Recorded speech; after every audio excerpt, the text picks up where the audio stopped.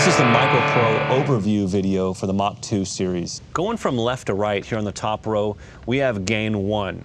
Gain 1 is going to handle, obviously, how much gain is in that first channel.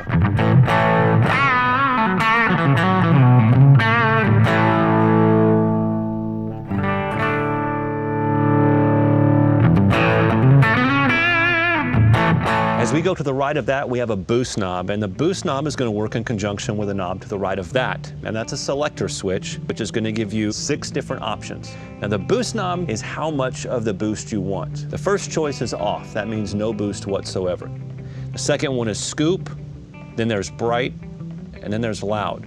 Now those 3 are different EQ curves and different responses of a post boost. They'll make the amp louder, and they'll decide what that boost sounds like. The last 2 on this boost selector switch, those are actually kind of like putting overdrive pedals in front of the amp.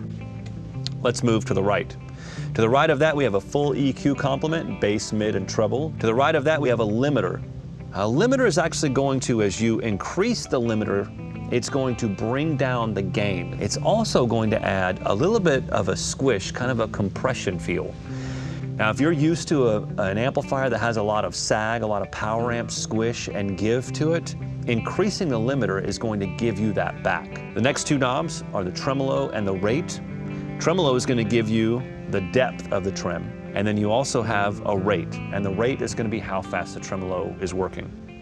You have a high cut knob right here, and it's going to roll off the brightest top end. As we move to the right of that, you have a phase switch, and then to the right of that, you have your master volume for channel 1. If we move all the way back to the left, second row down, first of all, you have a mic line input. This is one of those plugs that accepts either an XLR or a 1/4 inch right in the center of it. I could use this as a channel for my guitar, and then also a channel for a microphone. If we move to the right of that, I have gain 2 and I have EQ2. Gain 2 is going to be the volume of that secondary channel. And EQ2, as you turn the tone knob towards the left, it's a scooped out mid-range. So it has lots of top end presence, lots of low end thumpy bass. If we put the tone knob right in the middle, that's a flat EQ. If we move over towards the right, then we get low frequency roll off, and we get a boost in the mids and the highs. Move to the right of that, and we have 3 knobs that are going to control the sound of our reverb. REV is reverb, that's the mix, that's how much reverb is mixed into your signal. The next one is tone, how bright or how dark I want that tail to be. And then to the right of that is dwell, and that's how long the reverb tail lasts.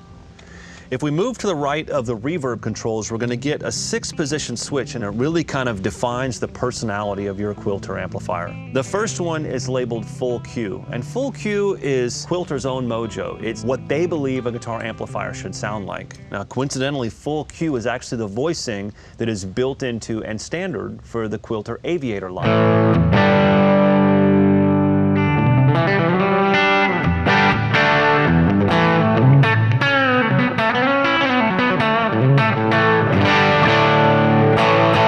Option is smooth. There's some good high gain to it. It has a lot of top end clarity.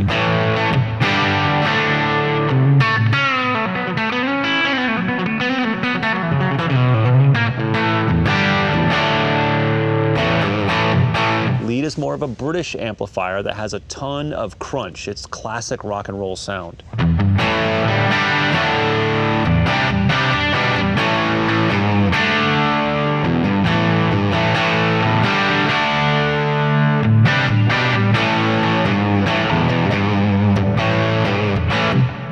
Surf is a large, full-bodied Southern California clean amplifier from the 60s. A great low end to it.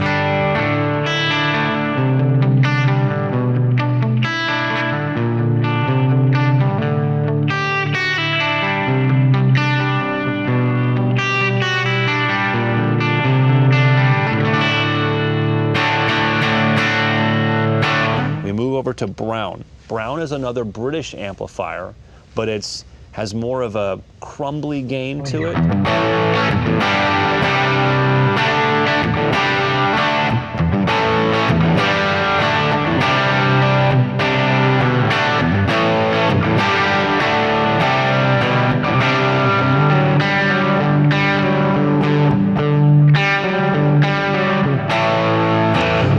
next option is one labeled Tweed, and you would definitely be familiar with this 50s Tweed covered amplifier out of Southern California. Has more of a lo-fi, boxy sound to it, but it sounds great for those really, really vibey, rootsy tunes.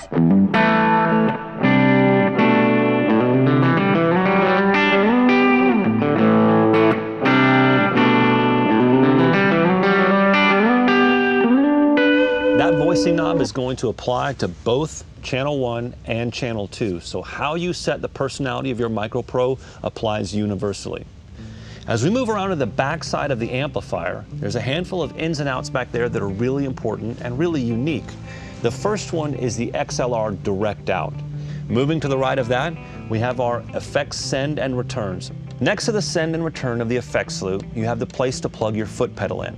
Now it's different from some other manufacturers because Quilter is using a Cat5 cable. To the right of that, there's 2 speaker outputs. Moving to the right of that, you have the IEC power input. The IEC cable that will ship with your MicroPro amplifier has a clip. Now the clip means that you have to push a button to release it from the back of the amplifier. You have a choice between 3 different foot switches. One of them has 6 buttons and 2 of them have 2 buttons. One of them is modular. Every single one of the MicroPro combos and the head are made to be stackable. They all have the same footprint, which means that when you put them on top of the 112 extension cab, it's made to kind of nest or stack or lock into place. It resists vibration, it doesn't slide all over the place, and it actually then kind of turns it into one bigger amplifier.